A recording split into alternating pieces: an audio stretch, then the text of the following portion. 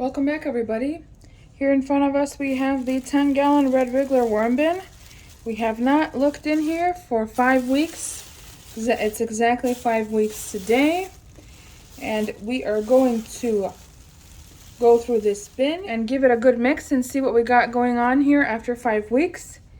You can see it's quite moist here because within those 5 weeks I came in here 2 times and I watered the top of the bin just in case and to keep it from drying out. So let's go ahead and mix up the bin. 1, 2, 3, 4.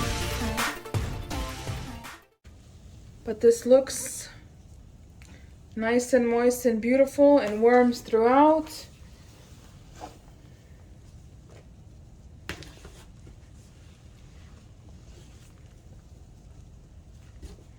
A whole lot of worms. We have some paper still left over. It was already sticking out through the top. This is some more paper over here. So we'll move that off to the side. I think since it's been quite a while since we fed this bin as well, I think we're going to start a migration process and start sifting castings from here again. We started this bin on December 3rd. So it's 2.5 months old, but given the circumstance that I haven't been in here in 5 weeks, they've had plenty of time to go through a lot of the material. So I want to sift out the castings and just give them a fresh start and start building my casting stash up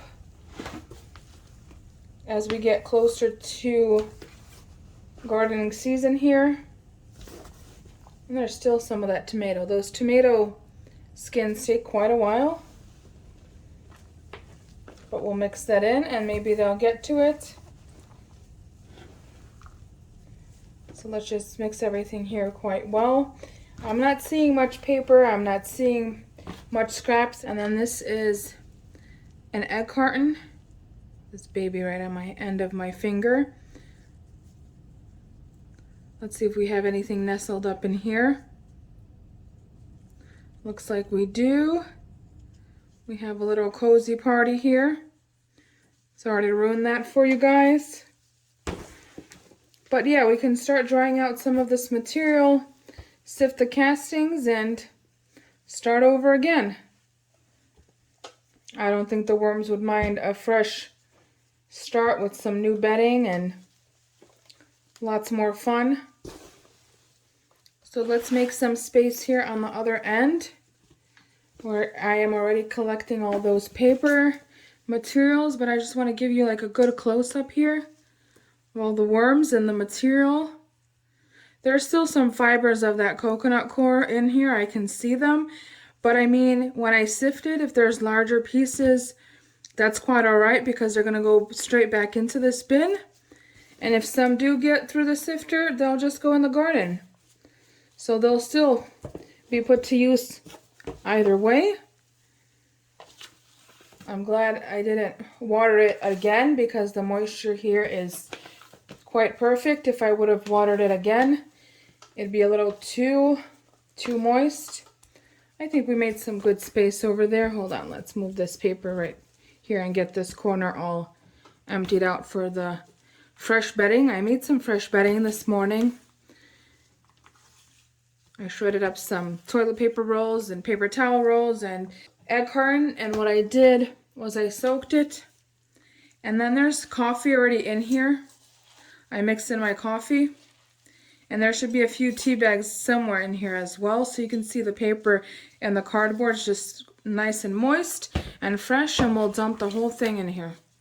Let me see if I can find the size on here. So this is a 3-quart bowl, so this is 3 quarts or 2.8 liters of bedding.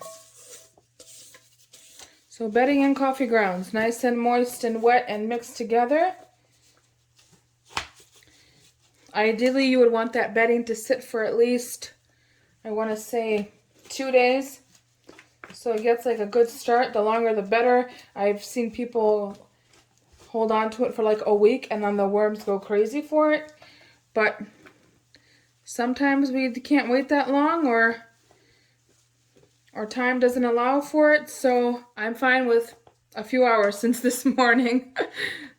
So, okay, why did I do that? We have scraps to put in here.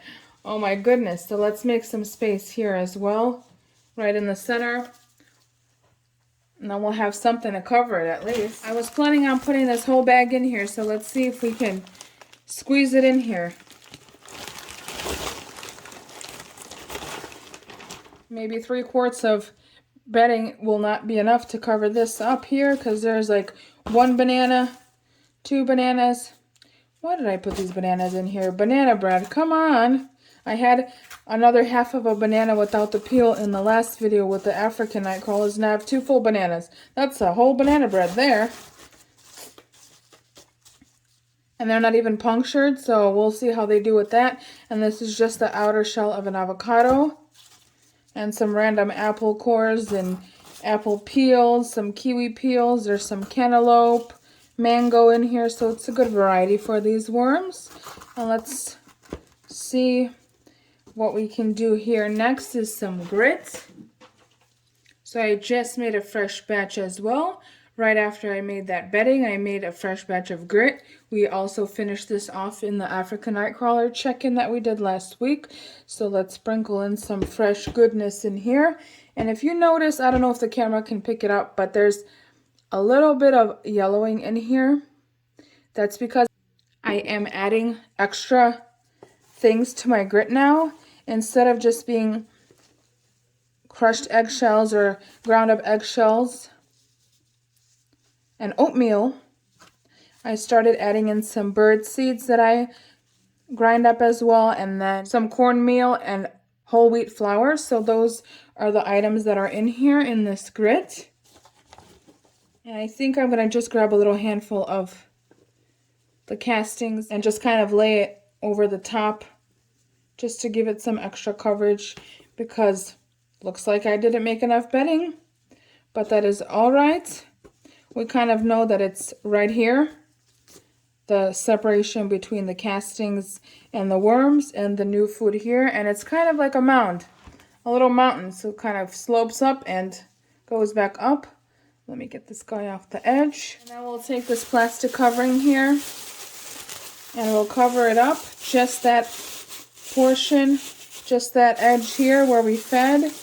We might have to fold it in a little bit, like so.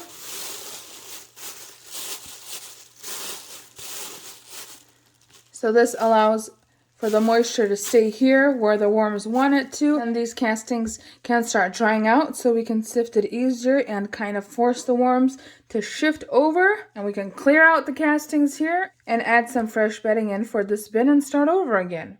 So I will see you guys next time. Have a lovely day. Bye-bye.